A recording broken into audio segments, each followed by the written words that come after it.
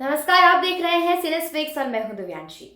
Pandya store में धवल और Natasha Rocky और उसके गुंडों से लड़ते हैं क्योंकि रॉकी को अमरेश से एक तस्वीर मिलती है। उसमें से एक आदमी का कहना है कि उन्होंने गलत आदमी का अपहरण कर लिया है, इसलिए उन्होंने चीकू को वैन से बाहर फेंक दिया और धवल के माथे पर छड़ी से वार किया। धवल बेहोश हो जाता है और नताशा घबरा जाती है और उसे जगाने की कोशिश करती है, लेकिन गुंडे उन्हें पकड़ लेते हैं।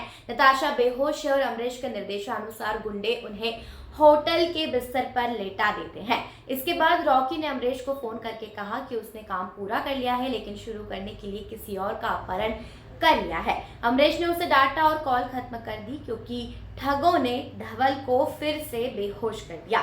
अगले दिन जैसी भी आती है और वे पंड्या स्टोर को ध्वस्त कर देते हैं।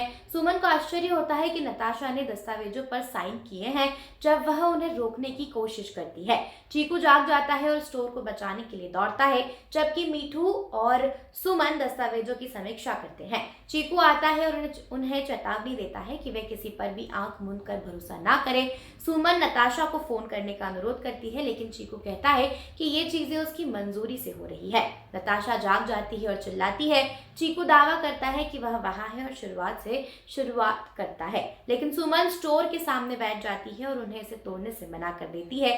नताशा खून साफ करने के लिए धवल के माथे पर पानी डालती है, जबकि गुंडे जांचते हैं कि वो जाग रहे हैं या नहीं। चीकू ने सुमन को छीन लिया और मिट्ठू और शेष चले गए, दुकान को नष्ट कर दिया और सुमन को तोड़ दिया। उसे याद है कि उसने अपने बेटों के साथ यह स्टोर शुरू किया था और उनसे उसे कूड़ा कचरा करना बंद करने के लिए कहा था, लेकिन उन्होंने ऐसा नहीं किया। वह कहती है कि उनके बेटे ने इस स्टोर के लिए अपनी जान दे दी, लेकिन यह खत्म हो गया। शेष परेशान हो जाता है और हर चीज के लिए नताशा को दोषी ठहराता है। नताशा गुंडों पर नजर रखती है और एक को उनकी ओर बढ़ते हुए देखती है।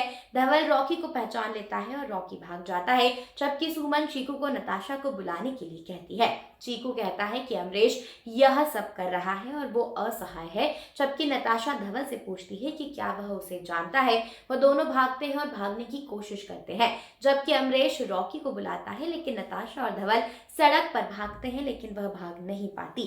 गुंडे ने धवल पर पत्थर फेंका जो फिर से गिर गया और उसे बेरहमी से पीटा गया। जब स्टोर ध्वस्त हो जाता है और बोर्ड पंड्या निवास में रखा जाता है, तो नताशा धवल को बचाने के बारे में सोचती है, जिससे सुमन का दिल टूट जाता है। वहीं आगे क्या होगा यह देखना दिलचस्प होगा।